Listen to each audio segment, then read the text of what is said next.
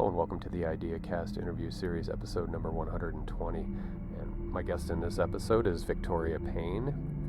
And Victoria had been an adjunct English instructor at the University of Portland for about 16 years. And she retired from that and began opening up creative projects of her own design. And we talk about that. We also talk about her career as a writing instructor, creative writing instructor, and the use of the imagination to help open up people's perspectives and the influence that that has in their framing of whatever their career path might be. We also talk to Victoria about some personal challenges in life and get her insights. We also explore those new adventures that the paths that she took after her career as an instructor. So great conversation. I very much enjoyed her company, and I hope you enjoy this as well. Thank you for being here. And I'd like to welcome Victoria Payne to the IdeaCast interview series. I'm looking forward to our covering human things and and creativity and dealing with what life delivers to us, whether we like it or not. So Victoria, welcome. So glad to have you. Thank you. I'm really glad to be here. Good. I'm glad to have you. And to the YouTube audience, I'm glad to have you all here. We can't see you, but we know you're there. So welcome to you all. And I hope there are good takeaways for you in this conversation. We're going to cover some heavy stuff and we're going to cover some light stuff. And we didn't even really structure this too much. We wanted to be able to flow with each other. So I welcome you all. Victoria, what I'd like to do, and I find myself doing this with most of my guests, is if you can give us some insight into who you are and where you're coming from and all these wonderful things, just some background about you so that we can develop a foundation to where our conversation will go. Yes, it's funny that we're talking about the who am I question, because in preparation for our conversation today, I was revisiting some of the resources that have really inspired me. And one of them is all about deconstructing who you are. And like, in order for us to move in the world and to, really live a life, we have to think of ourselves as something. And usually it's a conglomeration of things. So I am definitely here as a conglomeration of many things. I grew up in Georgia, and that left a big imprint on me as a woman growing up in the South in the 70s and the 80s and the 90s. It's weird to think like we get so many decades, but yeah, I feel like that is an important part of my life. I definitely found myself trying to understand how the world works. I think I've always been really wired to ask questions. And that led me into a profession for the first part of my career. I worked as an English professor, and I taught people to ask questions about the things that they read. And then I also taught writing. So I had kind of this wonderful lifestyle of helping young people think about, how do you feel or think? What do other people say about these kinds of literature? And then also, let's explore you. And so while I was a college professor, I kind of lucked into teaching personal narrative writing. There was a professor who had to stop teaching right in the middle of the term, and the department was like, "Hey, do you want to try this?"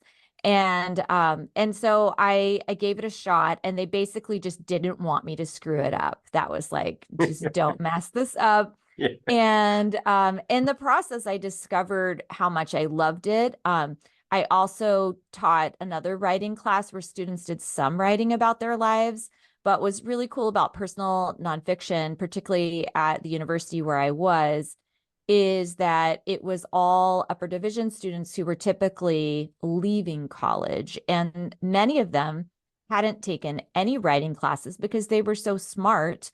They had, tested out of that. And now they were in what was called advanced writing. And the joke was on them, because it's like, we're going to write about your lives. And many of them were planning to go to medical school or something in STEM, had been writing lab reports. Mm.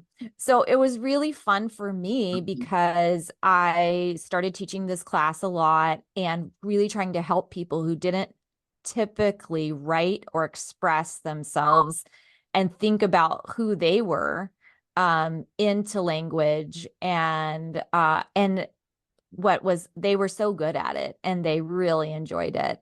So I had a pretty long career in academia. I taught for almost 20 years. And I also had this entrepreneurial itch that kind of started while I was teaching. I started my first small business with another professor, and we did creative writing workshops, and we went to schools and we worked with school districts to try to help kids at younger ages develop imagination, because believe it or not, that's what we saw was lacking in the students that came to college, is that some of them, I was at a private liberal arts college, and so many of them had been trained to think so analytically that they couldn't think imaginatively, or they had stopped thinking imaginatively, and that was really affecting their ability to think and to write. And so we had this idea, let's go work with kids when they're younger. Let's get them, let's make thinking creatively something, a muscle that's also getting built up as kids are being educated. So I did that for a while. And today I work primarily as a writer. I'm a personal nonfiction writer myself. And last year I created The Naked Librarian, which is my podcast and my blog that really explores health and happiness topics for grown-ass women. And that really coincided with some hard things that I was going through in my life, and has since just become an really wonderful creative outlet for me, and hopefully for the people that tune in. Mm-hmm. When we had our pre-meeting weeks ago, I think now, we had talked about trying to bring in women intellectuals, women academics, and to an extent, for the person I'm about to mention, women philosophers. And you were talking about students who are, again, really in that inductive reasoning, procedural, kind of strict STEM kind of thinking, and how wonderful that you got in there and you penetrated that a little bit and you broke them out into a means to, make sense of things more broadly. And one of my guests that I had a couple of years ago, who was at UT San Antonio at the time, and she's moved on since then, Sarifa Tekin, a wonderful person. Her drive and purpose is to bring humanities into the medical part of STEM, into that branch, and get pre-med students to open up again to like what you were talking about writing, and about especially writing about the self in a non-fictional sense. And I really applaud that, because what great doctors and science of medicine persons we will turn out because of that. So I just wanted to acknowledge that. I also wanted to plug for Sarifa, because she's a wonderful person who is doing great work as far as I'm concerned. And I love that. yeah.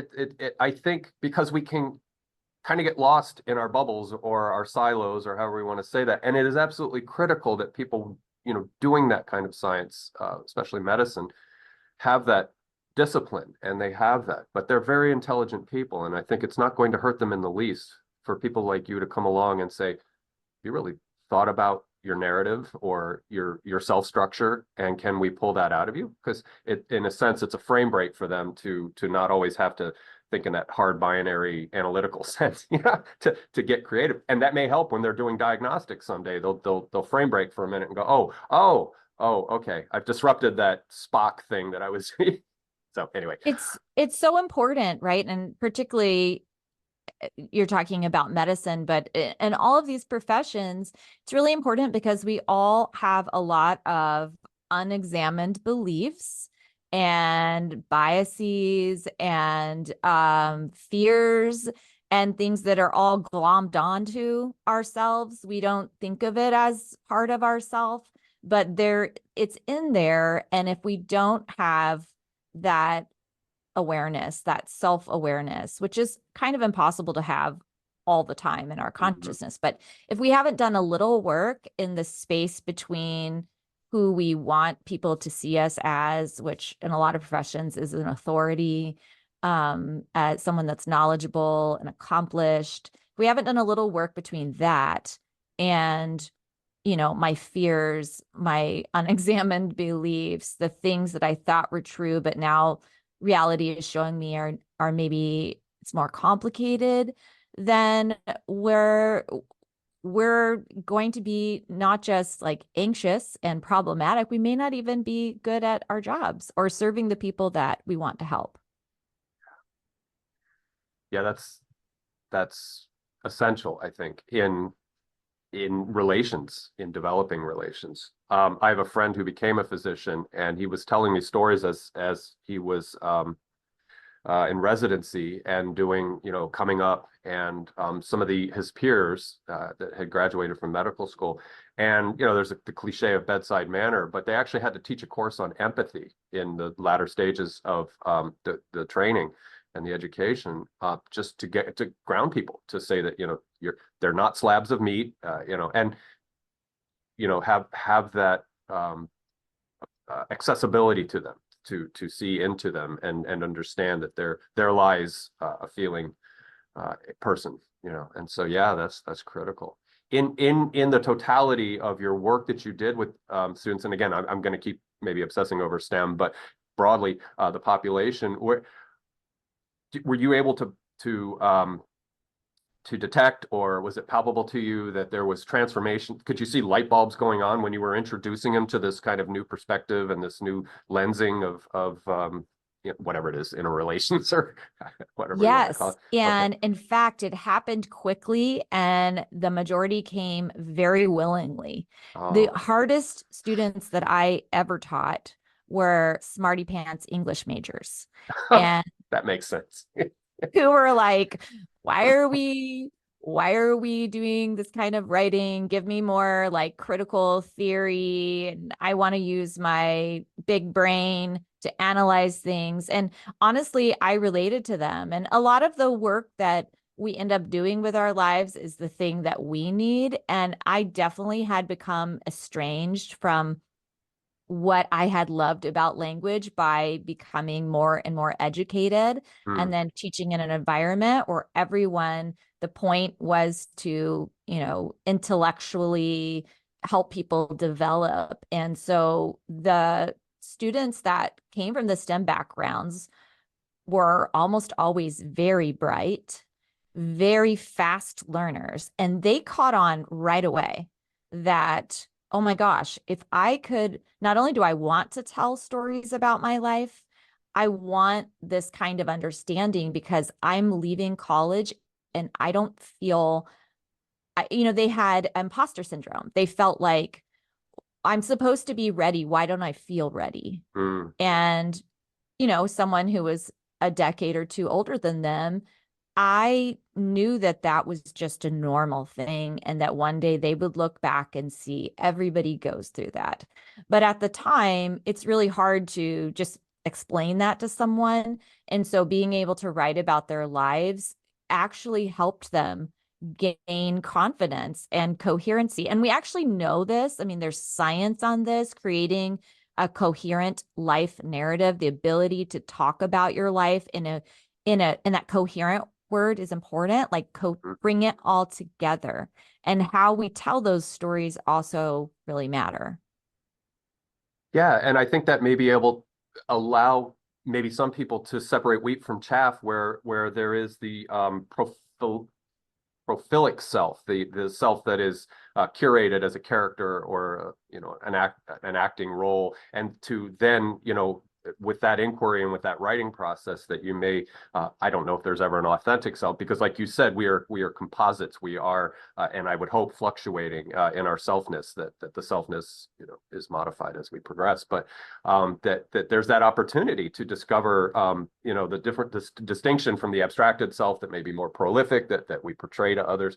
And then there's that self that is housed somewhere, wherever the locus of that is, which Anyway, but now speaking to the hard-headed English majors, I wonder, were they, so was there penetration there in the sense, like I was asking about the STEM people, and if there wasn't, I wonder if they caught on to the idea that, maybe there's a bit of cognitive, not dissonance, but sort of a bias built in to, I don't want to say it's hubristic, because I'm sure they have their chops, they know what they're doing, but also to not be able to, what they might consider step down a little bit, but it's not. It's like a race car team that's building a race car, and why do we want to talk about carburetors? I want to talk about the aerodynamic design of the chassis and structure. It's kind of like parts and parts. Anyway, I may be on a tangent here, but it seems Yeah. like did some of them say, oh, okay, or was there? So for sure, some of them, found me refreshing because they were deep in the analytical parts of studying English and writers and structures. And there's a lot of philosophy and literary analysis. And so some of them found the course refreshing, but maybe a little hard to like loosen up Okay. and get into. And that definitely happened. And when you're a teacher, you know that you're planting seeds, and somebody else is going to come along and water that, or they're going to have another experience, or they're going to discover maybe they had a fixed mindset later on. And so you're just kind of there to do your part. But it was yeah, I think that some of those hard-headed people, which I'm definitely one of, did kind of get it and were able to enjoy it. And there really was a lot of, we did things like studying the structure of how a personal narrative was put together. So it wasn't like we just were, writing diary entries. So there was a little bit of that in there for them, and the super, grammar nerds like me, we did a lot of work with punctuation, things Okay. that will bore the average person, but are exciting if you care about those things, like the emotional impact of white space, for example, when Mm, you break a paragraph. Those are kind mm, of things that are kind of exciting to think about. We do a lot of audio listening today. And I listen to a lot of books on audio because as a writer, I spend so much time writing and looking at language that if I open a book, I get sleepy. But I really enjoy listening to books. And so when, forever and ever, without the capacity to listen to a text, we just had punctuation and white space to create, and words, right? To create the emotions we want the reader yeah. to feel. So there was fun stuff in there like that. Yeah, and I've heard a lot of people say that it's one thing to listen to a book, but it's more immersive, I think, to have even a PDF. Like sometimes when I do, people send me their book, and I want to have them on as a guest, I'll get the PDF, and not quite as fun as flipping pages. But yeah, I'm getting what you're saying about how you how you establish what where a paragraph ends, and some of the meaning behind that I've never, thank you. I've never thought of that before. And you mentioned You'll think of it structure. now. I am, and I'll appreciate books all the more because again, I love audio. In fact, I've been binging. I never got onto Spotify or any of the podcasts, but there's somebody who is going to be a guest soon, and they have a 50-hour lecture series, and so I've listened to about 15 to 20 hours of it just on Spotify, just to remind myself of what they're talking about. But anyway, so it's new terrain for me. But yeah, I'm old school. I like books and paper and things like that. So another facet of appreciation. And you mentioned structure a little while ago, and I'm wondering, this is a bizarre tangent, but and this is more media theory, but like structuralism and post-structuralism, does that come into their work too? And when ideas about, sort of the abstractness of signifiers and language and semiotics and all this crazy stuff. I mean, that to me, that's a deconstructive process to everything everything that's built up in the appreciation of literature. Like they're busy, sort of parting it out and looking at it. And I'm sorry if that's a bizarre tangent, but Yeah, when you said well, structure, I was like, sorry. yeah, it's all right. It's all a part of it. Yeah. And there's that conversation around uh, when we change the structure, we present things in a more abstract way, in a way that people aren't familiar with. do we lose accessibility? When is it art and when is it just confusing? So so those are important conversations too. And I think what's really cool about what I do today that was very different from what I did in academia is I'm more a part of as a creator, I am creating the art and the experiences that other people are able to plug into. And I'm not sure if when I started teaching in college when I was 23, and I wasn't interested at all in a creative career. And I was very hard-headed about that. I really wanted to be an academic. And so I don't think I would have been ready at 23 to do some of the work that I'm doing today, because I mean, this gets us back to our conversation around self. I really cultivated a persona of being smart, and I had a lot of wisdom at 23 because I had had a really troubled upbringing, and that I had to kind of think and develop in ways that most children don't. And which I'm glad most children don't have to do that, but I had. And so I had more wisdom maybe than the average 23-year-old, but I didn't have a lot of comfort with just like opening myself up. And that's the big stuff that I do today. I think it's the most important stuff. Like, it's one of the things I wanted to talk with you about, because I feel like my experiences, both as growing up for sure, but almost more now as an adult, the hard things that I've been navigating, I think there is some support in there for people to know, like, these things are happening more than we know. It's just that we're not talking about them. And I really want to be a part of breaking the silence around topics that still, even with so many things that we feel like we can talk about today, really, there's so much stigma around. Yeah. And one thing, and we're kind of close in age, I'll say to the younger generations, is they are being more transparent. They are being more courageous, I think, in breaking some of these subtle taboos or subtle governances on our public discourse, or things we bring into the social commons. And I'm not a prude in any way, but I would hope that's all done in good faith. It's not just done as some performative thing or some self-gratification thing, that it is done for an end, to achieve something. But yeah, I agree. Because generations that came before us, it was very difficult. My grandparents and probably our grandparents' generation, there was just a lot of stuff you didn't talk about. And I think that showed up, I think. And so, yeah, and that we can progressively allow that to be part of, because it's therapeutic. It's, I think, cathartic, healing, therapeutic, or whatever that is. So yeah, I agree 100%. Well, I'd like to thank you for sharing some ideas from your academic history, but yeah, let's move now into what you're doing presently. And if you could give me an overview of what you provide through your website and through your service, and then yeah, let's go ahead and open up one of those matters that we can discuss that needs to be talked about. Sure. Yeah. So, one of the cool things that I did bring with me from academia is that I had a lot of experience with research writing. I taught research writing for so long. So, my project is called Naked Librarian because I wanted to have honest conversations, but I also wanted to bring science and, thought to the conversations around mental health, happiness, health. And also, I wouldn't have gotten through my life at this point without a lot of laughter.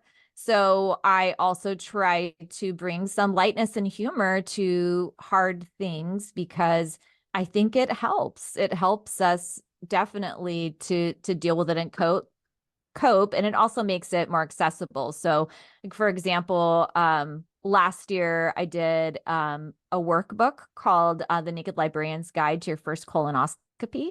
And that was really an attempt to take something that at a certain age you need to do, 46 for anybody listening, and or at least go through the process of doing your preliminary testing.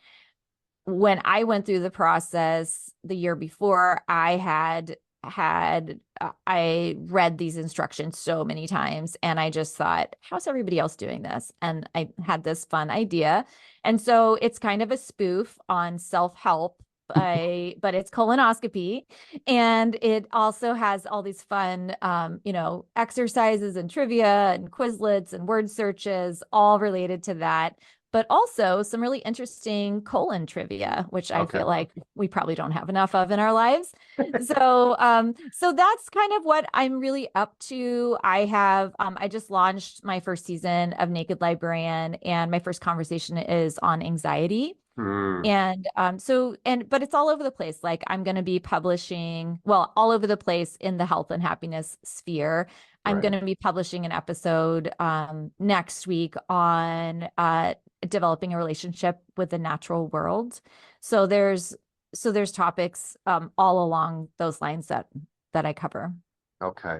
And if you don't mind my saying, you and I had a conversation, and yes, we did. Yes, we're on each other's show. So eventually, and I'll put a link down below if anybody likes watching this show, you can see us having a different conversation that I thought was really a nice conversation. So little plug there. So and to the matter of colonoscopy, to the audience, if you're 45 and it's impending, don't worry. I don't know why it's so hyped up. It's nothing like a root canal. It's, and I've had a couple of those. I had one a few years ago, and I'm probably due for another one. And I did it without anesthesia. I did it without any kind of whatever, and it was fine. There was no pain. So if you're worried and you hear all this stuff, don't worry about it. I don't know if you want to skip the anesthesia yourself, but it's fine. Don't worry about it. I'm pro anesthesia for anybody listening. It's really nice to. I think that's the 9th exercise in my book, where the anesthesiologist looks at me and says, you've done all the hard work. Now it's time to pick your dream. There you go. And then there you go. And then I woke up and I was in the recovery room. So it's literally painless, but you can be nervous about it, which is also why I created the book. Because if you are a rule follower like me, or if you're not a rule follower, you need the book. Because if you get all anxious when you see your booklet of instructions, my activity book's way more fun. I mean, still follow your doctor's instructions, but you'll have a lot of fun with the activity book. Yeah. And I would agree with you that opt for anesthesia, and it's fine. But I don't tolerate drugs very well, and so I just said no. I'll stay awake, and it was fun because again, I'm not advocating for no anesthesia, but I was watching on the camera, and the doctor and I were having a conversation, and he's doing his thing, and I'm like, this is so surreal. Yeah. And I love surreal. I love absurd. So here I am. Absolutely. Yeah. So anyway, but I would agree with you, Victoria. I think at least for your first round, go ahead and take the sleepy time and enjoy that. But that's cool that, like, again, you are moving into a terrain where it may be uncomfortable, especially given whatever childhood background you have or the way you were raised. That goes back to kind of Freudian retentive things and things like that. And that if we can be in the company of others, i.e. your book, that can help people loosen up a little bit, so to speak, that's really neat. That's cool that you're doing that. Now, I know you offer a writing mentoring, I think, for students, but what else do you do? What else do you provide that's, and I'll make sure, of course, that your website is linked below. So what other, before we go talk about some things that I think I would love to bring out and talk about, what else is provided on the that you do, your services? Yeah. So outside of Naked Librarian, I write for businesses. So I work in marketing. I write websites. I write content. My favorite things to do are to write research articles for businesses, sometimes interview. I write a lot of profiles on either the industry insiders or stakeholders that are in that particular field. My big passion, obviously, is wellness. So whenever I can work on a wellness project, that's always really exciting for me. And I have done some writing in tech, but it's not my favorite, and I've Okay. just decided that's not for me. But yeah, that's what I do. I'm also working on a memoir. So I will be, it's, it's going to take time. So probably in the next couple of years, I will have my memoir out, and it's just been a labor of love, like so many things. Yeah. Yeah. And again, I'm glad that you're doing that. Not personally glad, but I just, as a fellow human, I'm glad that that's there. And in the vein of well-being and I call it sense making in a way in this context that you can help people make sense of what they're trying to do. And so thank you for that. Um, Now, I think the hero's journey is kind of a cliche. Let's call what we're about to go into kind of a sage's sure, a sage, earning a sage's degree, perhaps earning the stripes of, I don't know. You can maybe come up with something better, but yeah, like a hero's journey is, okay. But I don't know how to classify this, but let's go ahead and just start talking about the idea that life has headwinds, it has ripples, it has things that show up for us that we have to face. And some people call it dark night of the soul. Some people call it, kind of a Job-like scenario. But anyway, I'll hush, and you'll know the right way to segue into this, and let's talk about your personal experiences. Sure. Well, I will, I love all of those analogies. I think they're all fitting. I think I'll introduce one more, and then I think maybe show you how I feel that it works. When I taught writing for so long, something that really surprised me that I really loved teaching other people how to do and discovered was so important was revision. And which is like not an exciting word at all, but I used to, but I like to think of it this way. Is new, right? Mm-hmm. And vision, to see. And so, when we can see again, we can see something, we see it differently. And I Mm-hmm. find that life is a lot like revision. Like we're constantly looking at where we've been, what's been happening, what is happening now, what kind of meaning can I make from that? Because one of my favorite composition theorists that I taught my students, his name is Donald Murray. He said revision is the reordering of experiences so that it reveals meaning. Mm-hmm. And I find that really powerful in my own life. So, my so the hard thing that I have been going through as an adult and never really saw it coming is I have three sons, and my oldest son has been dealing with substance use disorder for Mm-hmm. about 5 or 6 years. He's 28 now. And I didn't see it coming because I grew up in a family with alcohol and drug abuse, and I had to navigate that, and I was very intentional. I moved 3,000 miles away from my family, and I parented my children really differently than how I grew up. I really focused on things like stability, consistency, love, education, the arts, right? Mm-hmm.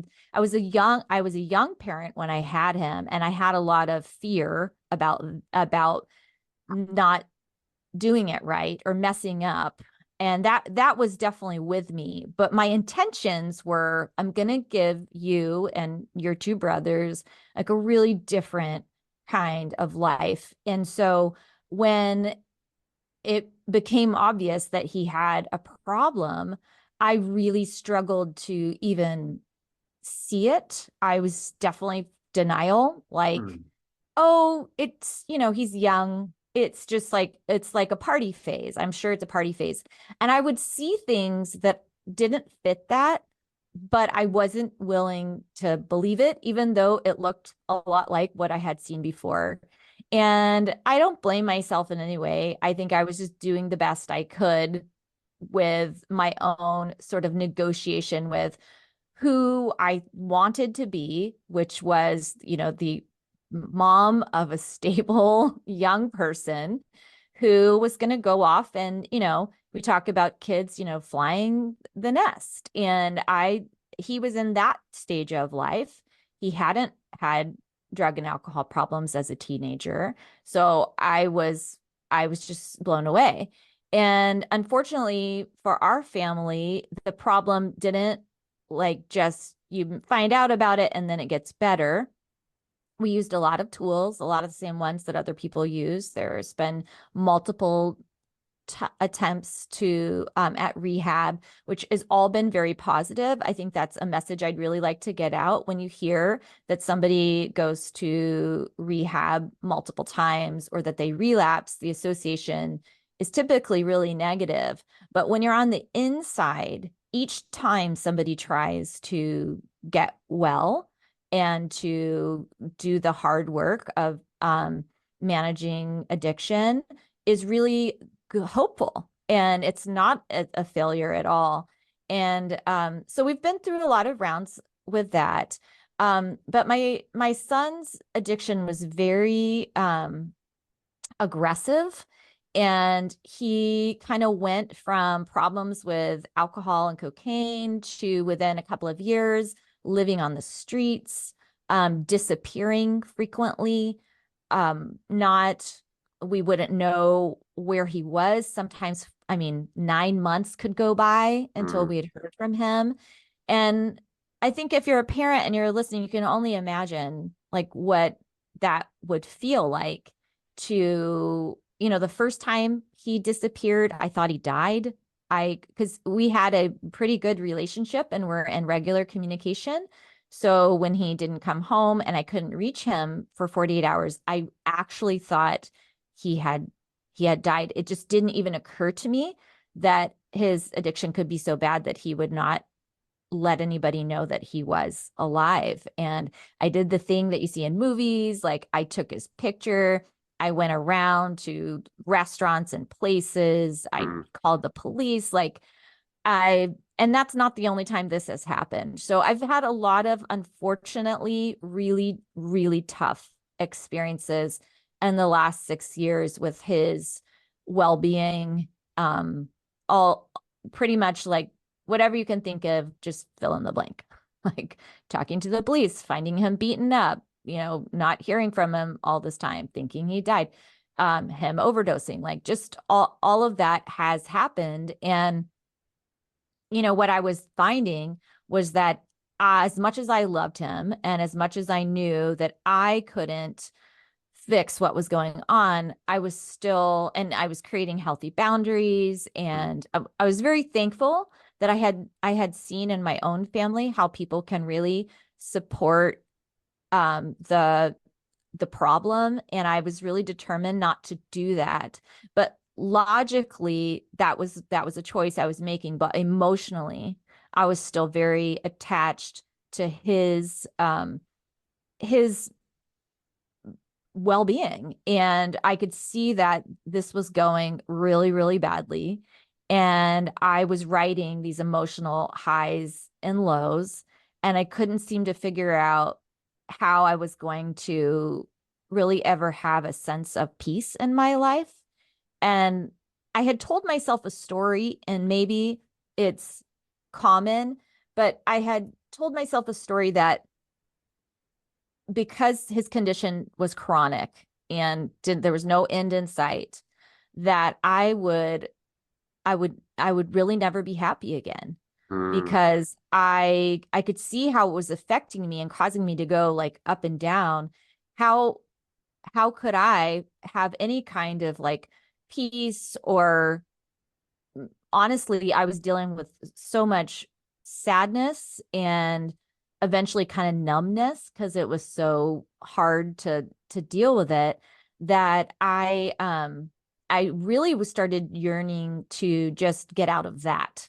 Like the happiness was up here and it was something that maybe could happen at some point. But eventually I just saw like, I have to get out of this hole first. I just have to get back up to the ground.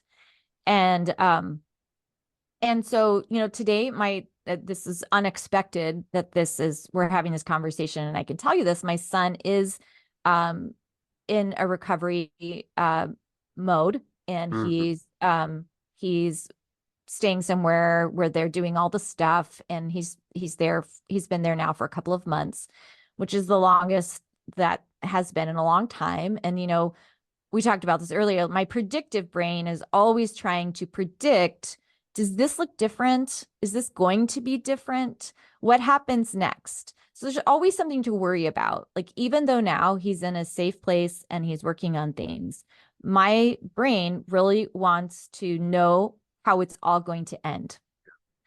And that is unknowable. And if I attach myself to that, I just get right back on the crazy train. So I feel like, who can blame you? I mean, yeah, it is. It's like, it's so understandable that this would be how it feels. But one of the real turning points for me is that it happened kind of midway in this process, where I saw that my son was being really careless with his life, and he didn't, and addiction is terrible, and I don't blame him. I'm just kind of stating what it looked like from the outside. His choices were really careless. Like, he actually didn't care about his life. And I am over here like, your life is so important. Oh, please, God, like, do something. yeah. And I started to notice that I was so much more attached to his life and what happened to it than he was. And I thought, I could walk out today and get hit by a bus and I would die. I could die before him. The big thing that you're afraid of when you have a loved one with addiction is that they might die. And I thought, oh my gosh, I could die before him. And I will have spent the last few years of my life in a state of chronic worry and anxiety. And that's not what I wanted for my life. And it's not what I wanted for my relationships with the people that I loved, including my two younger sons. I felt like they deserved a lot of my time, focus, and love too. And I didn't want to get swallowed up. Yeah. Yeah. And trying to balance the idea of compartmentalizing the situation with the son and all of the emotion, all the threads of emotion that are wrapped up in the need. So when the compartmentalization occurs, that there's that concern that there will be a severing, I guess, of those threads of care, compassion, concern, empathy, and the maternal instinct to see that your filial product is your child is in an equal state of well-being. So yeah, that's and I have no children, so I'm just trying to imagine, it's the best I can do, what that may be like. We were talking about the predictive mind. I was listening to some CogSci people that I like, and it's kind of related, but they were talking about one of the problems with schizophrenia is that the pharmacological interventions, the neurochemistry can be there's intervention and mediation that can help to dial down what's going on with dopamine or whatever the aberration or the anomaly is, and that can be done, but that in the psychical status of the sense-making, predicting mind of the person, that is a separate issue that has to be dealt with. And so you've got the pharmacological thing on one end, but then you also have and it's not habituation, it's just like you said, it is the eternal predictive modeling sense-making apparatus of our mind that we want to know what each future move is. So I say all that perhaps to the audience that when we are befuddled and at a loss for and I've had friends with substance use disorder. I did an incredible amount of drugs when I was younger.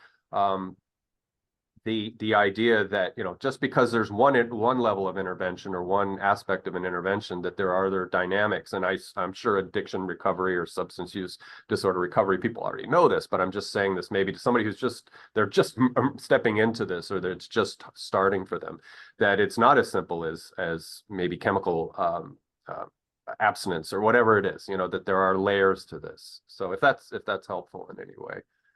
I don't know if you want to respond to that or if you want to Sure, continue to sure. to show. Yeah. Mhm. Well, I can just say yes, there's certainly layers, and there's so much that we continue to understand and discover. I do know that some of the work that my son is doing is not that different from the work that I am doing. We're just doing it for different reasons. Mm-hmm. And so, so I have more than once, I should say, and this is a really important point to the audience, is I have had to do the process that I'm talking about more than once Mm-hmm. in the journey of dealing with my own emotions around my son's addiction. And and but the cool thing is what I have learned applies to almost every other thing that I'm doing in my life. So there's a real benefit to doing some of the stuff that I want to share with you. So, it's awesome how some of the resources that I've found just kind of came to me, and, just tuning into a podcast and hearing somebody talk and go, oh my gosh, that sounds really helpful. I'm going to get this book right away and I'm going to read it. Anybody listening, I've had an amazing therapist for 15 years. I dealt with a lot of things related to my childhood before this started happening with my son. I had gone through a divorce, and I had also had really good support from my therapist then. And I had a sister that died from a drug overdose in my 30s, and I had had support for that. So I had done a lot of work already, but life is a really good teacher in that there will always be kind of like a next thing that you can either use the skills that you've learned on that thing, or you can realize like, oh, I don't really have the skills to deal with this. I need to go seek something else out. So, a book that has been really instrumental in my ability to create healthy detachment with my experiences, which is one of the big keys to being having some stability and not chaos in these situations, is called Mind Hacking Happiness. Mm. And the author is Sean Webb. And he's got a really cool story. If you read the book, you'll learn about it. But the main premise of his book was really actually teaching people what the self is. And really what I was talking about earlier, how there's more than one layer to yourself, but a word that he uses is the false self. And it's synonymous with, maybe if you use words like ego. So it's the person that we know ourselves to be, how we see ourselves, right? So I'm a former English professor. I'm a mom of 3 sons. I'm a writer. I grew up in Georgia. I'm white. I have blue eyes. Like, these are the things, excuse me. These are the things that we know about ourselves. Mm-hmm. But then then we start to look at those. And he had a concept in his book that I use all the time, and it's called defining your self map. And on the self map, you begin to see that the things that are really important to you are near the center of that map. And, one of the things that we do know is that if we love someone, we will actually experience their anticipation of pain as if it's happening to us. Mm. There's brain scans, really cool research that shows this. And so it's normal that your loved ones would be near the center of that map. But other things can also be near the center of that map. For example, wanting to be perceived as a good mom was one that I had. Wanting to be liked and respected, perceived as an authority. So a lot of the things that we want to be seen as can unknowingly end up really close to the center of our map. And so it was really helpful for me to kind of do this, this mapping of who I am. And then there was just a simple exercise that I have used and I continue to practice, which is negotiating between how close you have something to your center. Mm. So if you have, like when my son has been strongly in his addiction and not really caring about himself or the people that he loved or the dreams that he has, asking myself, like, would I be willing to push that relationship a little further off the map? And I really Mm-hmm. visualize this. And I think that's part of the calm that you can have when you utilize this process. And so there's a lot of tools inside of the book like that. The first half of the book explains, here's how to think about yourself. And oh, by the way, what you think of as who you are is actually not even who you are. Like you're just like Yeah. this light beam. And then you just attached all this stuff to it. Yeah. And so that's kind of scary for some people to like negotiate with that. But for me, it really was one of the keys to freedom of not feeling completely covered up. And especially when you realize that a lot of your pain and suffering is because of what other people are doing. Mm-hmm. It's not even Yeah. what you're doing. So that has been one of the most helpful tools that I've used. And I have some others too. Okay. And on that subject, and I know we're running into your hard stop time, so I want to respect your time, is if there are things that you can provide to me by way of links and so forth, I'll put that all down in the description field for our audience.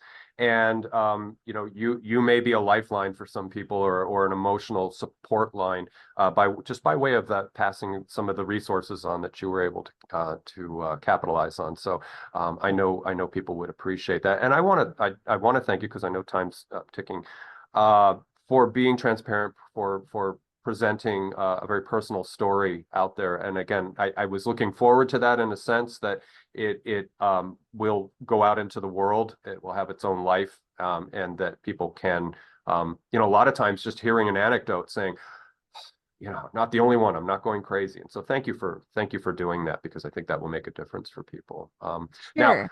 in the moments that we have, Yeah. was there anything you wanted to sort of bring to a close with that, or anything else you want to Yeah. include?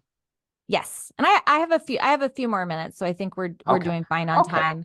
Okay. Um, yeah, so I will say that a lot of what I'm talking about in terms of my story related to this and the tools that I used are in my very first episode of Naked Librarian, called The Okay. Dog Ate My Compass. Mm. So I really kind of go into, I think there's 7 different tools that I break down in there.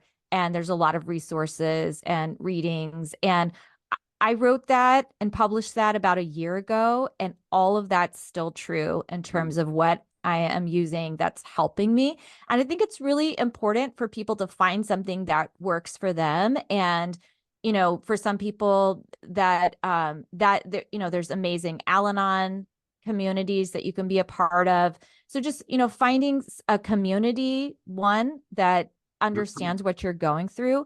For me, it was actually really important that I started to talk about what I was going through. And I discovered that that was one of the main sources of my suffering, is that I felt like I was having this private experience, Mm. and I couldn't really talk about it. As a writer, a lot of what I do is I make sense of my experiences, and I could journal about it. I could talk to friends about it, but the actual creation of art around my experiences was probably like one of the most healing things I did. Mm. And when I had the idea to start Naked Librarian, I never thought I would start with that story or experience because it was so personal.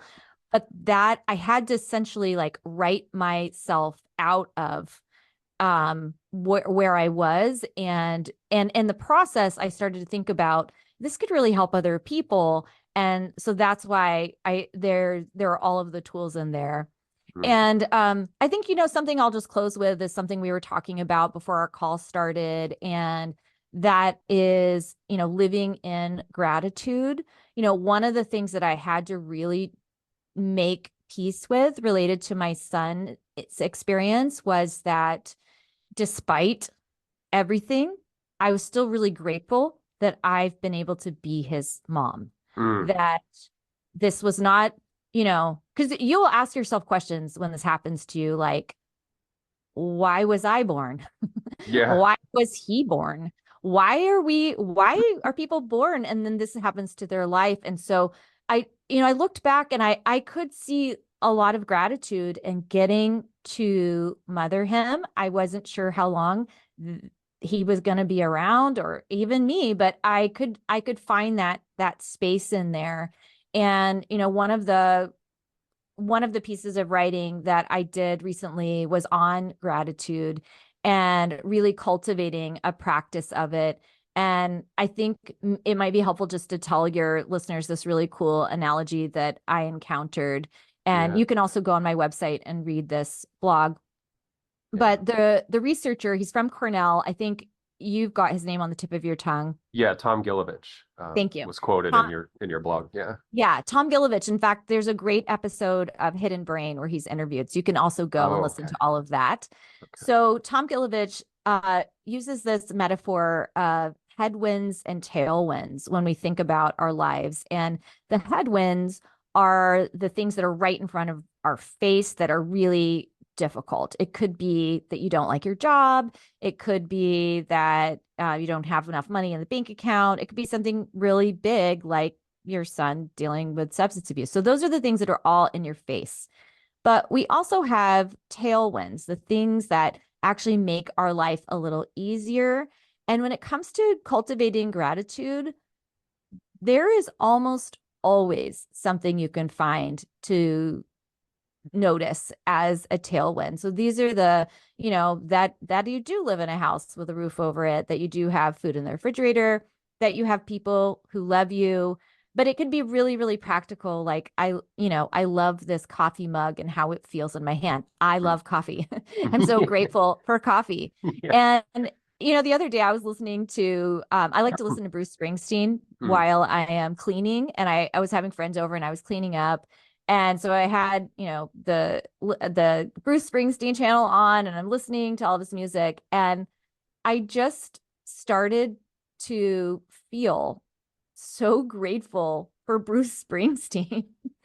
and then I started to cry a little bit and I was just like, wow, how amazing that he came into this world and then he wrote all of this music and the music industry like let him in and now I can listen to the music. How awesome is it that I'm alive in the era that he is alive? And the awesome thing is about gratitude is that when you allow yourself to be grateful for Bruce Springsteen, that's my analogy. Be grateful for Bruce Springsteen. When you Right. allow that, it can be like this well that really buoys you up and you start to feel like, oh my gosh, there's so much meaning and beauty in life and it's just right around me. Yeah. I'm not just down in a hole. I am also surrounded by many, many good and positive things. Mm. Mm. And to be able to capture that, to be able to have it salient to you, is worth every effort you might go through to get there. I'd just put a little polish, like Justin thought onto that one, a little appendage. But yeah, I can't agree with you more than to say that, that when adversity presents itself, it is an opportunity. Sometimes adversity is lethal, and so we won't go to that extreme. But when adversity presents itself, I think we do have to work through. It's kind of like the stages of shock, trauma, grief. You have to move through that affective state of anger, rage, fear, whatever. But when that smoke starts to clear out a little bit, what you just said is of great benefit to be able to Mhm. cultivate that. So, yeah, And it is true. The only way is through. Like yeah, you have to be willing to face it and to be with it. And I know that sounds a little cliche in pop psychology, but some things just are true. Like you have to, and you don't have to understand it. And I think that's important for people to know. My therapist, I love this quote that he told me. He said that parents are understandable. If Mm-hmm. you look back in your life, like, why did my parents do that? Why did they? So there's just some things in life that are ununderstandable. And I think for thinkers, like probably people listening, we want to understand it. And some things, if you can just accept that you might not get the answers and then start working from there about your own well-being, because you're the only person that can do that. Nobody can come inside of you and help you from the inside out. And that's one of the hardest things that's true about life. We can get support, but that turn that you take when you're like, okay, I'm tired of this. I don't know what to do. I it maybe this fix is not going to be fast, Mm-hmm. but I'm tired of how I feel, and I'm going to start building my ladder out of here. And that's the work that only the individual can do. Yeah. And again, that's another through line. It's another way to emerge out of where you are presently. That you can come out on the other side. And I when you were speaking, I thought of a friend who lost a child to an auto accident, and I was empathing. There are just sometimes things that are going to be so impactful and so heavy, that the recovery may never be complete, but that there's these stages of being as complete as you can, or as whole as you can, even though a piece of your heart got torn out or whatever. So yeah, I think it's important to keep that in mind, that it's not destination oriented, it's more process oriented, like you said, moving through, and knowing that if you can frame it, lens it, perspectively, handle it, and support, like you said, community is a lot of the.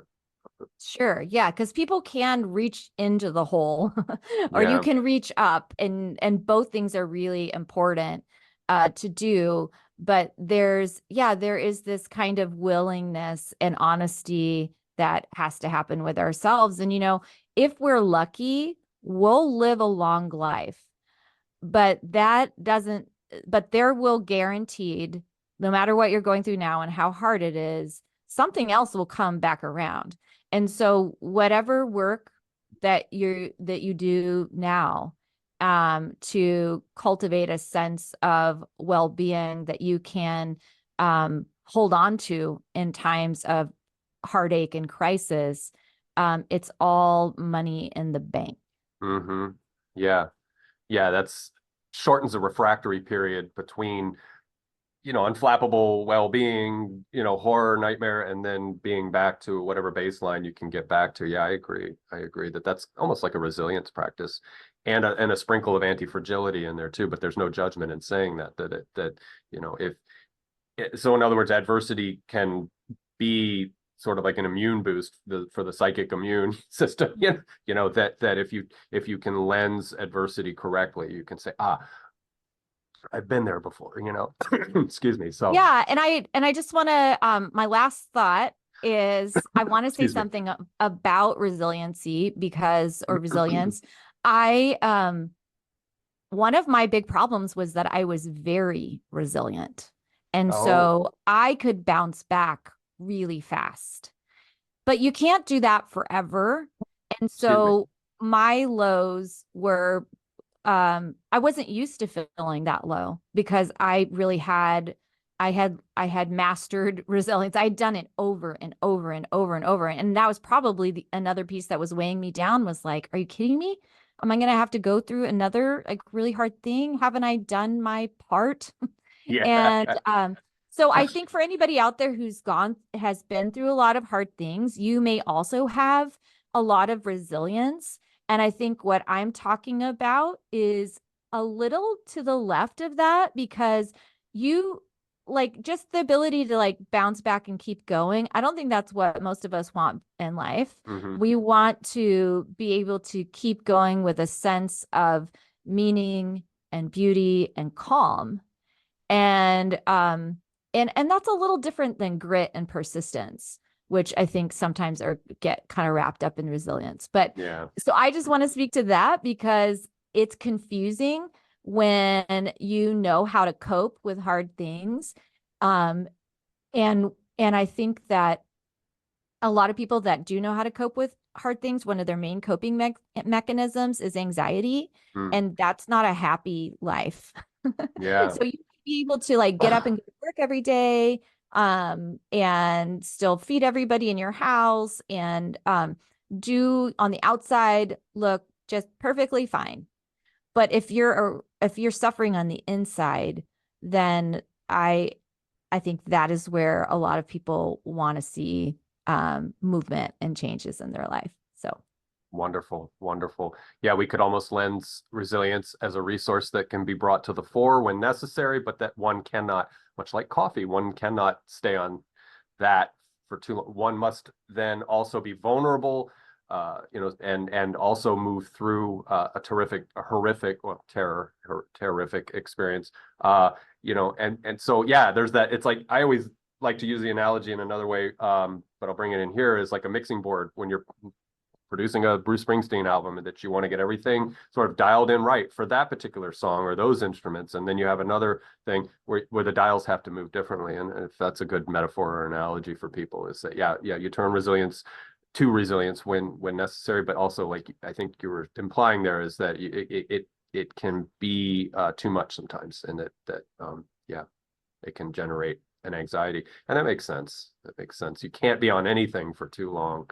Um, and that would just be another fun conversation to have. So, I feel like there's a lot more to say about that. Well, we could do a part two. We can have you back and we can talk.